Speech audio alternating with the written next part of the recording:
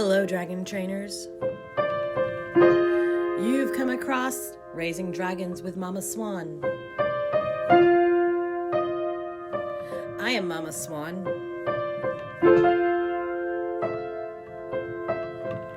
With your reminder today that nobody knows what they're doing. Now on with the show. Something I've heard said a lot in my dimension is that bad things happen in 3. But I kind of feel like we just don't have time for math. And that's valid. Math is one of the more difficult things for dragons and humans alike to learn.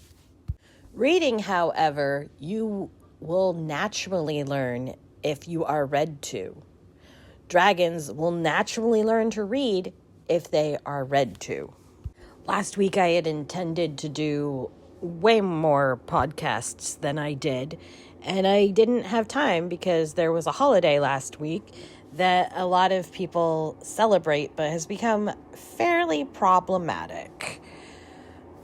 I live in a dimension where we have a lot of holidays where we celebrate one thing, but if you look back at the history of literally every single holiday, you'll find atrocities and things that are not connected to the things we say that they are. And it can be really confusing. And I'm not going to really get into that, but I will say we should be slaying our demons and not our dragons.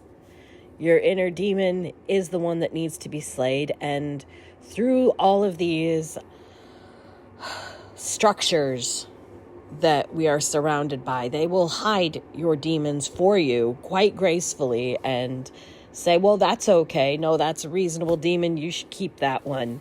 And what's with that dragon over there? You should make your demons control your dragons, which is the worst way to control dragons, as a matter of fact. So, like I said, they say bad things come in 3 around here. And so I'm going to tell you about how my holiday went and what I'm thankful for because of it. One of the things we do for this holiday is we gather together for food. And my aunt and her dragon both got sick and weren't able to come.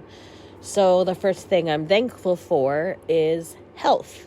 And they're both okay. They just got sick because that's part of it. This is a time of year that people are generally getting sick. The second thing that happened was my sibling's hellhound ended up getting into some food that he was not supposed to eat. And so while the rest of us were having a feast, my sibling had to take their hellhound to the bandits. In case you're in a different dimension than me, bandits are the people who take care of animals while stealing everything they can from you. It's the absolute worst to have to bring your hellhound to the bandits on a holiday. It's rough. So the second thing I'm thankful for is all of our hellhounds and that their hellhound is fine and all the other hellhounds in the family are fine, which is saying a lot. We have like 7 hellhounds in my family all spread out. Then the third thing that happened was that my oven stopped working. I was in charge of dessert and I was making some cookies to bring. And the cookies should have only taken 10 minutes and I was late because I kept thinking, oh, they just need to cook a little bit longer. And eventually I'm like, nope, I can touch the oven door. So I'm going to need that fixed. I've lived in this cave for, I don't know, maybe 6 years now. And in the last year, all the appliances that came with the house have been slowly going one by one.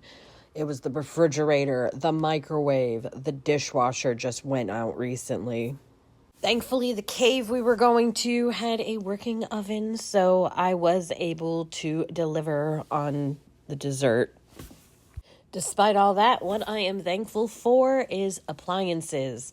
That I live in a time where I do not have to rely on dragon fire breathing to get the cookies done. Trust me, every time I've done that, they've just ended up burnt. It's not even worth talking about. And so I'll just end it there.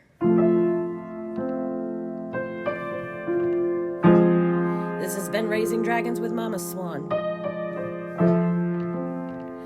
I'll see you again tomorrow if all goes well.